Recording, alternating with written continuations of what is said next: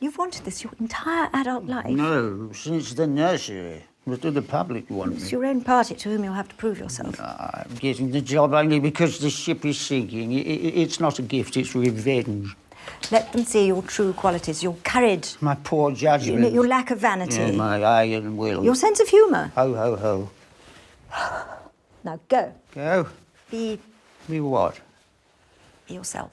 And that's a clip from Darkest Hour. I'm delighted to say that Gary Oldman is back on the show. Gary, hello, how are you, sir? I'm very well, thank you. Nice to have you back. It's been Thanks. so RoboCop, I think, was the last time you were on the show, and then Tinker Tailor. Yeah. What do you make of the buzz around this film? I mean, the reviews are extraordinary. The reviews for your performance are astonishing. Is your head buzzing? Is there a skip in your step? Is this just the way it is? How is it feeling for you?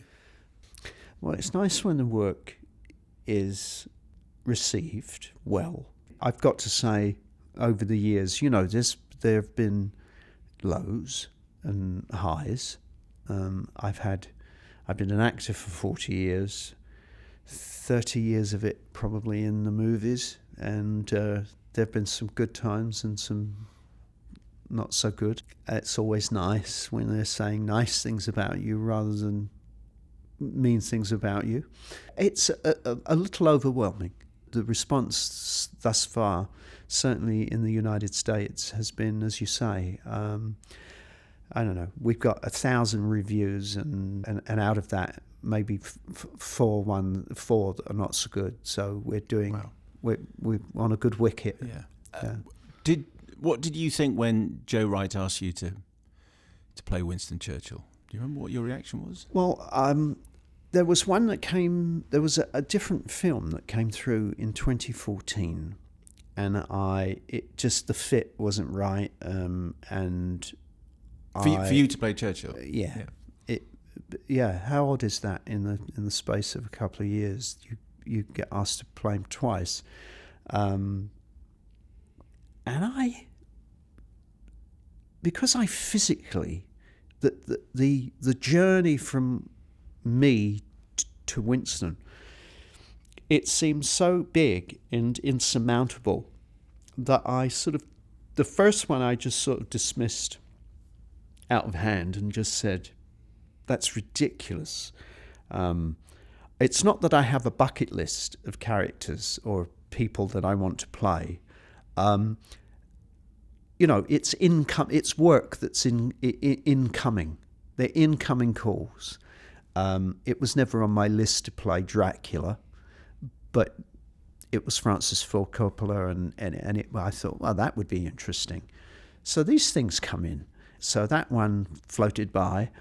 And then this script, I loved the fact that one wasn't being asked to play a whole life, that it was a very defining, very specific moment in time, and it was Joe, and it was a chance and an opportunity to work with Eric Fellner again at Working Title. We started our careers together with Sid and Nancy all those many years ago. Yeah. So it fit, and I met with Joe Wright and the director, and we just hit it off. We got on and thought, let's give it a whirl. And as you say, it's a very narrow focus. This takes place, it's about 28 days, I think. Yeah. And yeah. From when you're just about to become Prime Minister. Yeah. And a moment, and in a way, even though I did grow up with this story, a moment of extraordinary peril when all could have been lost. And it's almost as though the story does need to be told again and again. Yeah, I had known, I mean, obviously, being British, my mother is still alive, God bless her, she's 98 and went through the Blitz. My dad's no longer here, but he went into the Royal Navy in 1935, was in the convoys, was in Okinawa, came back in 48. And when I was a little nipper and my mum would walk me to school in South London where I grew up, there were 2 houses and a bomb site. We as kids used to play on these, another row of 3 houses and then a big hole where 2 had been bombed. So it was always around. The war was in the air. and that people still sort of talked about the war. But I didn't know, and what was a revelation to me reading the script and then consequently reading more material about it, was how down to the wire and how perilously close we came to capitulating. And I mean, they were calling it a peace deal. Essentially, it was surrender, and that's what Churchill knew in his gut. The great thing about Winston was that in the so-called wilderness years, he was researching his ancestor, the Duke of Marlborough, found himself in Germany to actually visit some of the battle scenes, and was in Munich in 1932, almost met Hitler, but certainly saw firsthand what was going on and really got the measure of the man and understood exactly what he represented, and came back and said, we've got to rearm and we got to watch this fella. Because there are some in his party, as your film shows, who think he's a warmonger. Yes, they do. I think he got the reputation for... Pacifism was very much universal, and everybody thought that there would never really be another war. As they call it, the First World War, the war to end all wars, and the cost of that, the human life, monetarily, and then the crash, the big Wall Street. So people could not even get their heads around the fact that there would be another war. Churchill believed that we were in between the wars, that history, the pattern in history, he could almost read it like a clairvoyant. He seemed to just understand, looking at history, where we were headed, and he really believed that the Second World War, in a sense, was a continuation of the First. It was going to be fought very differently. And he was a backbencher and stood up and said, Hitler's killing the Jews, he's going to come here, he's going to kill you. And people just said, oh yeah, warmonger, scaremonger, here we go again. And I think he got, I think he got the reputation unfairly. What was the key, Gary, to getting your Churchill? There has been so much written about him. There have been so many performances, so many great actors lending their skills to becoming Churchill.